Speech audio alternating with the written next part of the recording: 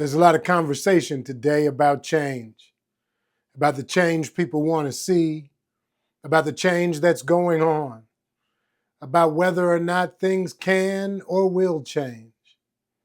And yet we constantly hear about change, particularly in organizations, as it relates to what we don't want to see. We have become very good at the individual, at the organizational, and even in our society at repeating the problem, at rehearsing how bad it is, at the state that we do not want to see, the state that bothers us. We're really, really good at calling out the problem. And yet what I learned some time ago when I went to Case Western, had the wonderful opportunity to go there to get some development on how to coach, how to help people actually create change. What I discovered is that real change does not begin with what we don't like or what we don't want.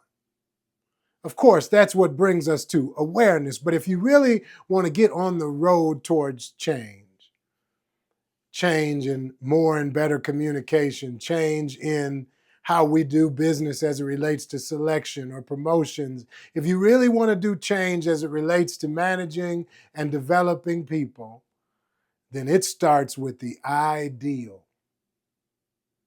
What we really want. A picture of what's possible. Not just what's broken, what's missing, what's not there, who's to blame, who's to shame, but what is the ideal state, the ideal self, the ideal picture. And then we go looking for where we are. So ideal and then real.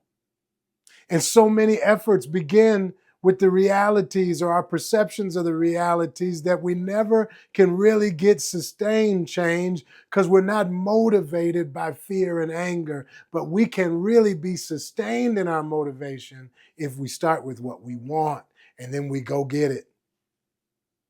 So what's that thing around somebodiness and culture in your organization that we know needs to change, but we just keep repeating the problem? It's time now to state the ideal. What do we want?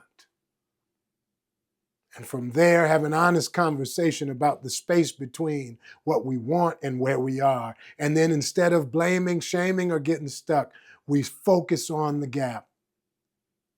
We ask ourselves the questions that help us close that gap between the ideal and the real. And then we've got motivation, we've got momentum, and we can start to see change that takes root. It's time out for rehearsing the problem. It's time to create a vision, a picture, a story about the ideal state and drive forward from there. Translators, mount up.